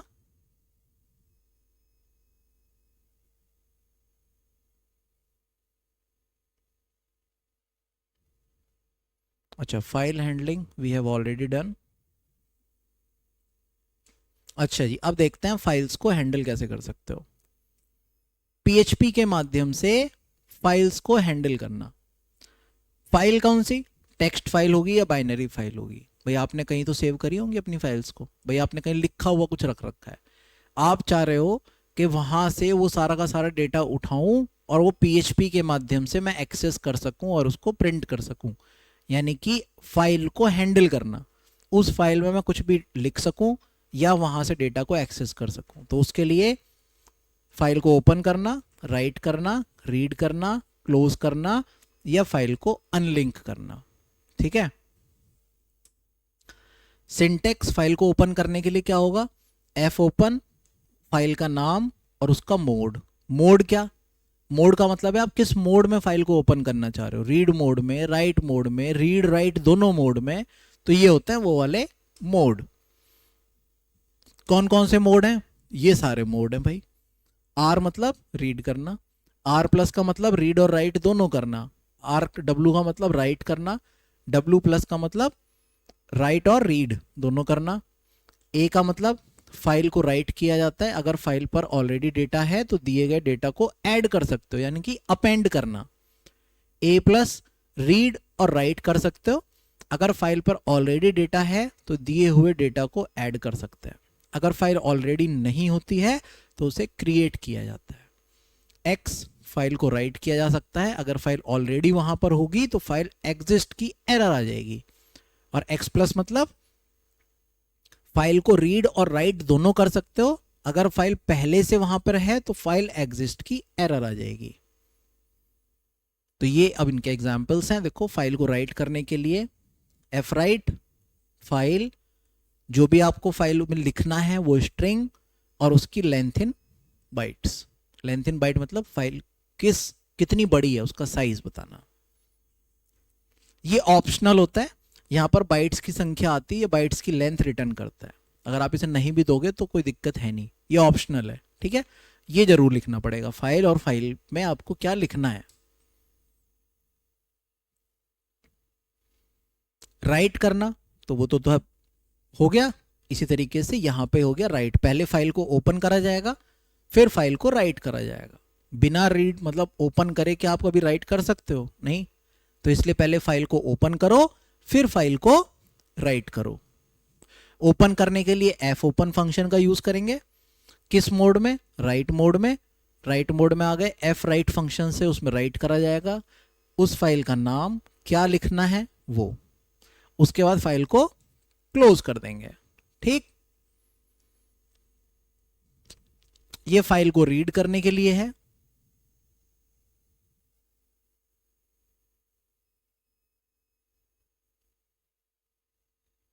अब ये सब एग्जांपल्स दे रखे हैं हमने सिंपल। अब बात करते हैं इंट्रोड्यूसिंग टू माई एसक्यूएल। अब बात करो भैया माई एसक्यूएल की। अब ये माई एसक्यूएल क्या है? माई एसक्यूएल एक डेटाबेस है। डेटाबेस का मतलब जहां पर सारा डेटा स्टोर करके रखा जाता है वो डेटाबेस। यहां पर डेटा हमेशा किस फॉर्म में रखा जाता है? टेबल्स की फॉर्म में रखा जाता है, रो और कॉलम्स की फॉर्म में रखा जाता है। ठीक, मतलब टेक्स्ट फाइल क्या आती? फाइल में तो रखते हो टेक्स्ट, डेटाबेस में डेटा हमेशा स्टोर करा जाता है किसमें? टेबल की फॉर्म में, रोज और कॉलम्स की फॉर्म में। माई एसक्यूएल का एब्रीविएशन माई स्ट्रक्चर्ड क्वेरी लैंग्वेज है। माई एसक्यूएल का इस्तेमाल एक्सएम और लैम्प इन मशहूर वेब सर्वर्स पर भी किया जाता है। माई एसक्यूएल को मशहूर वेबसाइट जैसे कि गूगल, फेसबुक, ट्विटर और भी बहुत सारी वेबसाइट इसका इस्तेमाल कर रही हैं। और सबसे बड़ी बात है कि माई एसक्यूएल फ्री है। ठीक है,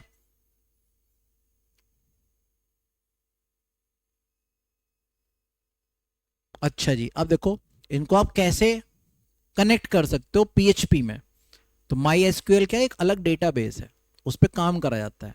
पीएचपी एक अलग लैंग्वेज है।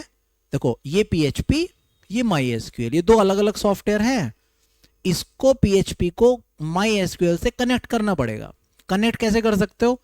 यूजिंग माई एसक्यूएल आई से या using PDP, PDO, PHP data object के माध्यम से। ज्यादातर इस्तेमाल माई एसक्यूएल आई का ही करा जाता है, ऑब्जेक्ट का यूज ना के बराबर होता है। बिना कनेक्ट करे काम नहीं होगा। माई एसक्यूएल आई का कैसे यूज करोगे? इसका सिंटेक्स देखो, फिर मैं बार बार वही बता रहा हूँ बेटा, क्योंकि हो सकता है आपको थोड़ा ऐसा लग रहा हो, क्योंकि ये प्रैक्टिकल बेस्ड है। जब तक आप इसका प्रैक्टिकल नहीं करोगे नहीं आएगा। मैं सिर्फ थ्योरी बता रहा हूँ। इसका syntax MySQL i connect, उसके होस्ट का नाम, उसके यूजर का नाम, उसका पासवर्ड और डेटाबेस। डेटाबेस जब भी क्रिएट करा जाता है वहां पे एक होस्ट क्रिएट होता है, उसका यूजर एक होगा, एक पासवर्ड होगा, तो वो आपको देने पड़ेंगे तभी आप इससे कनेक्ट कर पाओगे। ठीक है, जैसे ये सिंपल एक एग्जांपल दिया मैंने यहां पे आपको।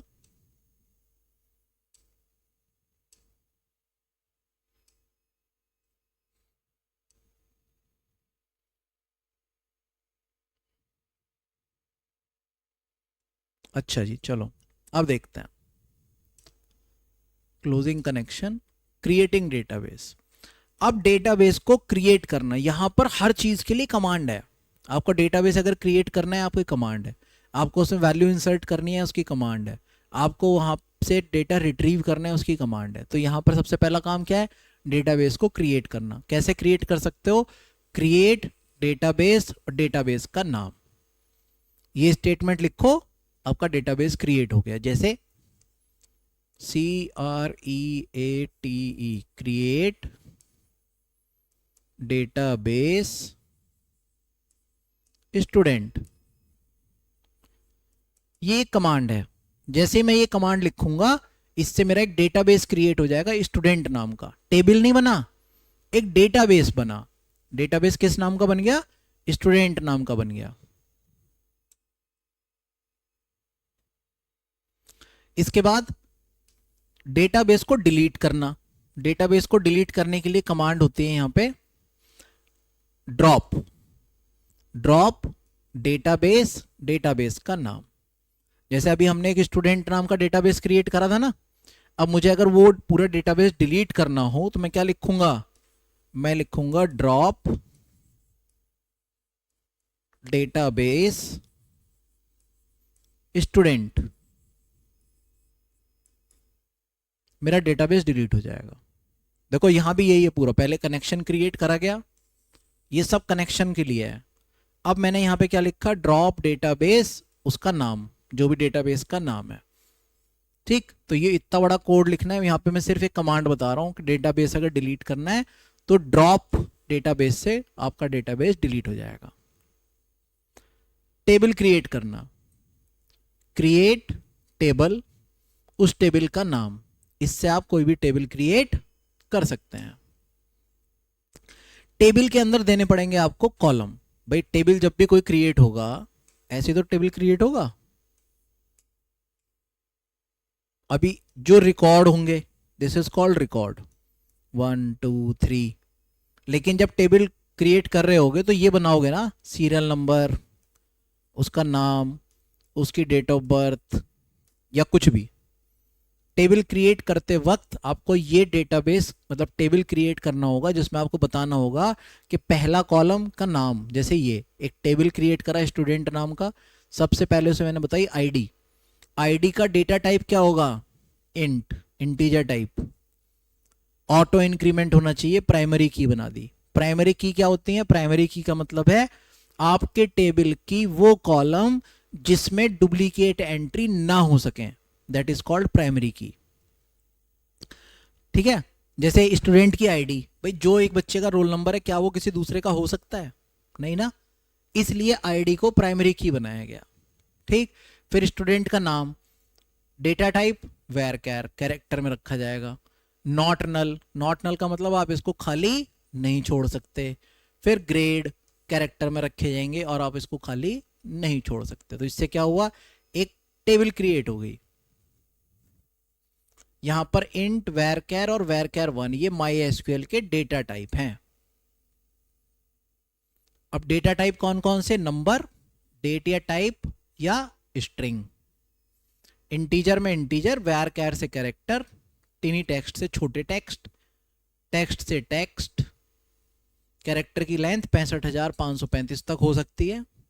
मीडियम टेक्स्ट में छोटे आएंगे, लॉन्ग टेक्स्ट में बड़े दे सकते हो। डेट नाम के जो डेटा टाइप होगा इसमें डेट दी जाएंगी, यहाँ पर जो डेट का फॉर्मेट होता है वो ईयर, मंथ और डेट के फॉर्म में होगा।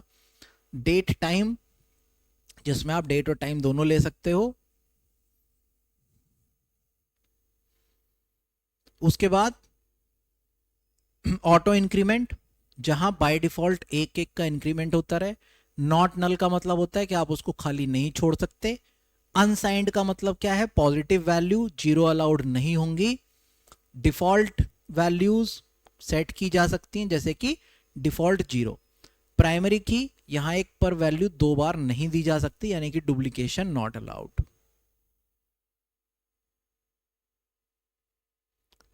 पूरे के पूरे टेबल को क्रिएट करना तो आ गया, क्रिएट टेबल से क्रिएट हो गया। अगर टेबल को डिलीट करना हो तो ड्रॉप टेबल, टेबल का नाम। अब टेबल बन गया, डिलीट भी करना सीख लिया। अब टेबल में वैल्यू कैसे इंसर्ट करोगे, इंसर्ट कमांड की हेल्प से।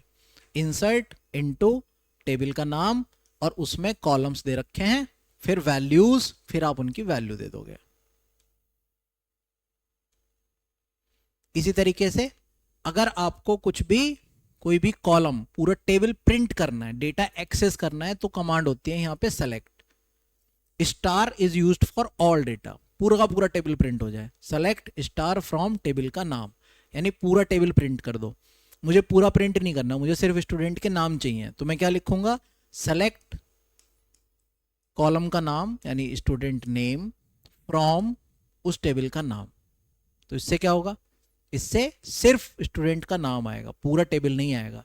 अगर आप पूरा टेबल देखना चाह रहे हो तो स्टार यूज करो, सेलेक्ट स्टार फ्रॉम टेबल का नाम, जैसे ये। अब अगर आपको कोई डेटा अपडेट करना है, भाई टेबल बन गया, टेबल में वैल्यूज इंसर्ट हो गई, बाद में आपको पता चला कि नहीं यार ये तो टेबल, इसमें वैल्यू गलत एंटर हो गई, मुझे इसमें कोई ना वैल्यू चेंज करनी है। तो चेंज करने के लिए यहाँ पे कमांड होती है अपडेट। अपडेट टेबल का नाम, सेट जिस कॉलम में चेंज करना चाहते हो वो, जो भी नई वैल्यू डालनी है वो, फिर दूसरा कॉलम नई वैल्यू, जहां column name equals to value. देखो जैसे ये था मेन टेबल, मैंने यहाँ पे क्या दिया, अपडेट करो student, set student name equals to Mukesh, percentage equals to this, where ID equals to 1।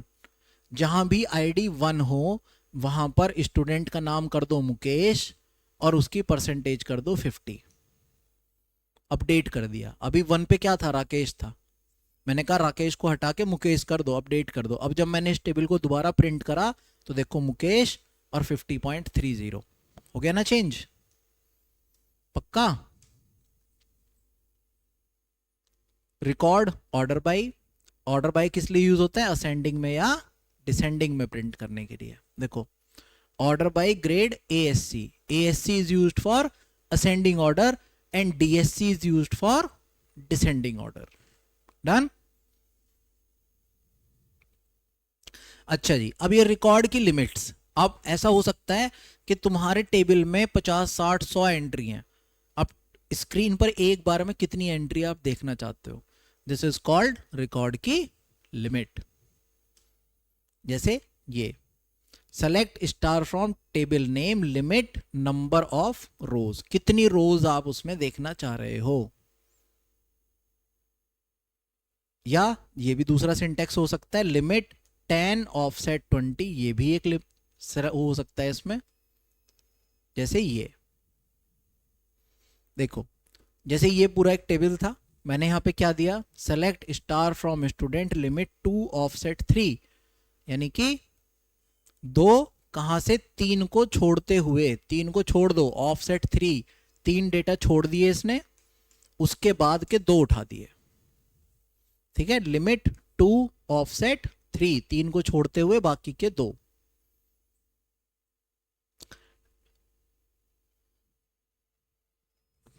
Done. ठीक है, अगर टेबल है अब आपके पास, इसमें से आपको क्या डिलीट करना है, कोई रिकॉर्ड डिलीट करना हो तो आपको क्या यूज करना पड़ेगा, delete from student where ID equals to 2, यानी कि डिलीट कर दो कहां से, स्टूडेंट से जहां पर आईडी 2 है। इसने इस पूरे डेटा को डिलीट कर दिया। अब देखो 1345 आ गया। ठीक है, तो चलिए आज की हम अपनी इस क्लास को यहीं विराम देते हैं। आज हमने क्या सीख लिया इस पूरी क्लास में, इस पूरी मैराथन में, PHP के सारे कॉन्सेप्ट हमने सीख लिए और MySQL के सारे हमने कॉन्सेप्ट सीख लिए। इसके अलावा AJAX और एक आपका होता है वर्डप्रेस। ये पूरा का पूरा थ्योरेटिकल वाला पार्ट है, जो प्रैक्टिकल वेस्ट है सारा का सारा। तो उसके लिए आपको ये सारे के सारे नोट्स मिल जाएंगे, आप ये सारे नोट्स ले सकते हैं टेलीग्राम चैनल से और पढ़ सकते हैं। Now best of luck for your exams. हंसते रहिए, मुस्कुराते रहिए, JEE क्लासेस के साथ जुड़े रहिए। धन्यवाद। जय हिंद, जय भारत।